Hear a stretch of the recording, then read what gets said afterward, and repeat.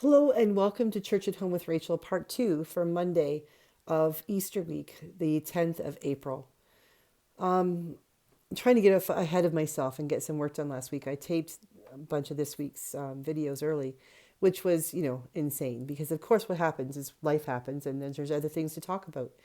And one of the things I really feel like I need to address is the Tennessee Three and the similar, like just thinking about, what's happening in our world. I've heard over and over the last weekend about the fact that the Ku Klux Klan, the KKK, originated in that very area. And then there's a long history of the KKK in Tennessee. And it seems ironic that it would be, maybe it's poetic justice, that the place that gave birth to the KKK would also give birth to the TTT, the Tennessee Three. And I am not talking about the Johnny Cash backup band, the Tennessee Three. Although there's some things that really appropriate about that too. That someone who was the assumptions made about Johnny Cash and the things that people thought about him, and really what he did was he was a prophet. He spoke words to people that they heard in a very different way.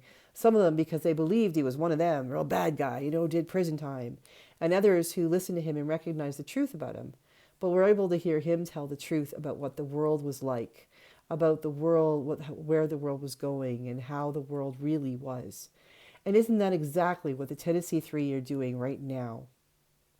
In case you're not sure what I'm talking about, after the school shooting in Tennessee, there was a protest at their legislature, and three members of the three Democratic legislators, lawmakers, Justin Jones, Justin Pearson, and Gloria Johnson, participated in a protest, and they did the unthinkable. They used a bullhorn, and they were called up on disciplinary charges for not using the decorum required by legislatures in the state assembly. What I find interesting is that apparently one of the rules about decorum is that members are not allowed to videotape or use recording devices on the floor of the legislature. And yet one of the legislators did that and used that as part of the documentation of their bad behavior, in which two of them, Justin Jones and Justin Pearson, were voted upon by their legislators, by their colleagues, to be expelled from the legislature, leaving their constituents without a voting member. Like thousands and thousands of members of people in Tennessee who voted Democrat no longer at this point, or at the point of recording this, have someone to speak for them in a state that has a supermajority of the Republicans, some people who are not speaking for them intentionally, not looking out for them. But what's more incredible isn't that they would go so far as to expel them, but in the absolute tragedy in the way that they were spoken to and treated. Each of the three members who were having to defend themselves were given, I believe, 20 minutes to speak, and then had opportunities to answer questions.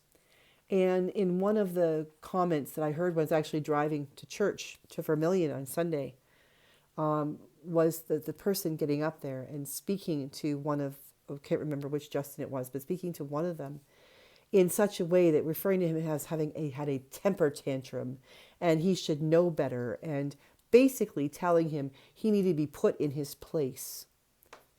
Now, if I hadn't known that both Justins were black men, I would think they were either 6 years old, which obviously they're not, or I would have guessed that they were a minority, simply because of the dripping condescension in the voice of the person who was addressing him.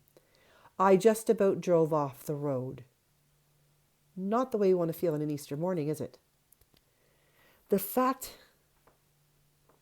that three people were called up for expulsion, and two of them were expelled, and one of them was not by a single vote, is absolutely astounding in this day and age, considering the behavior of most legislatures both above and below the Canadian border. Our politicians have forgotten how to behave themselves at the best of times. But the fact that the two of the ones that were actually expelled happened to be young black men, and the one who was saved by one vote was an older, I think they said she was 60, white woman who has said herself that she believes the reason that she was not expelled was because of her skin color. Where the hell are we going in this world? And I'm not just talking about the United States, I'm talking about Canada, United States, Europe, France, Italy, like around the world, we are watching our politicians become megalomaniacs. They are becoming people who think that if you don't think like they do, then you are not only wrong, but you are dirt. You are like those black Negroes, those slaves who need to be put down and told where you belong. You don't have a voice because you're not one of us. And the implication is that you're not one of us means you're not really human. I thought we were past that. Martin Luther grave, John Lewis, they must be rolling in their graves. How the hell have we gotten to this place where the KKK doesn't have to be because the whole state legislature will do their job for them? We should be standing up with the 3 T's, with the Tennessee 3. We should be standing up around the world and saying enough is enough. We are all human beings made in God's image. Who cares what color our skin is? Who cares what kind of genitalia we have? What difference does that mean? Does it make? If you prick us, do we not bleed? Yes, of course, we all bleed. We are all the same under the skin. We all have souls and spirits, and we have opinions and ideas. We have all got brains to be used. We all have tremendous gifts to share with the world if the world would suddenly sit back and look and say, whoa, where are we going? Because the great irony is that you can have an oppressed people. The whole United States could oppress the blacks. They could oppress the Jews. They could oppress women. They can oppress whoever they want. But when the leading group, when that group of oppressors decides, wait a minute, we have no one to oppress, guess who? They're not just going to say, okay, we did it. We've oppressed all those groups we wanted to. They're not going to stop. They are going to start oppressing members of their own group. Maybe those ones who are blue collar workers instead of white collar. Maybe those ones who are white collar but don't make $400,000 a year. And then, you know what? They're not worth it anyway. So why don't we oppress everybody who isn't on the millionaires network? Until eventually we end up with a Hitler. We end up with a leader who oppresses everyone and is so paranoid they can't figure out who not to oppress until we are all go straight to hell in a handbasket. We must do something different. And yes, the reality is that those protesters and all those people that Justin Jones and Justin Pearson and Gloria Johnson are representing as Democrats in a red state, they're going to start voting. They're going to be old enough to vote soon. And their children will vote. And it may not happen in the next 3 or 4 years. It may not happen the next 10. But in 20 or 30 years, they will rise up. And those people who created the new version of the KKK, those people who created this idea that it's okay as a politician, as a leader of society to get up and tell a grown man that he was having a temper tantrum when all he was doing was asking, dear God, for gun control so that more children won't be killed in a Tennessee school? Enough is enough. Enough is enough. The time will come when that attitude will be flipped on its ear because the new generation will rise up and say never again. But we can do this peacefully. We need to learn to do it peacefully. We need to learn to support the TTT and to tell the KKK where to go. Because it feels an awful lot like it's on the ascendancy. But you know what? The Tennessee 3, they have a voice, and it will not be silenced. And for the rest of the world, as we watch on, we need to recognize that what we're seeing in the United States is coming soon to a country near us, a province or a community near us.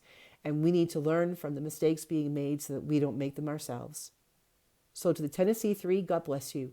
And for all who support you and encourage you and will stand behind you, Please know that you are not alone. You are in our prayers, and we will do our best to help you, because what you are doing isn't just for Tennessee. What you are doing is for the whole United States, and it's for the whole of North America. And as a matter of fact, it's for the whole of the free world.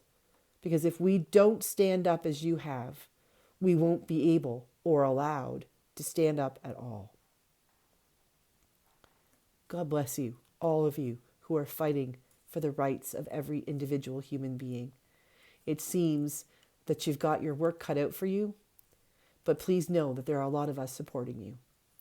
God bless you. Have a good day, and I will see you again tomorrow for Church at Home with Rachel.